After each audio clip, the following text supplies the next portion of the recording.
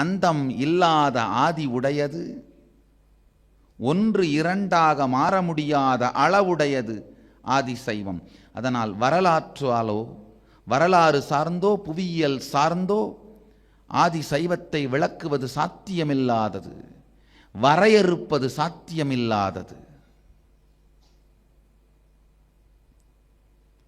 ஒரு காலத்தில் தோன்றி ஒரு காலத்தில் இல்லாமல் போவது கிடையாது ஆதிசைவம். ஒரு இடத்தில் இருந்து ஓரிடத்தில் கடைபிடிக்கப்படாமல் இல்லாமல் போவது கிடையாது ஆதிசைவம். புவியீர்ப்பு விசை எப்படி புவி முழுக்க இருக்கின்றதோ,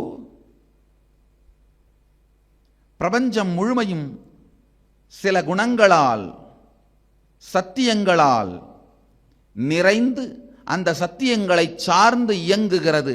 அந்த சத்தியங்கள் தான் ஆதிசைவம்.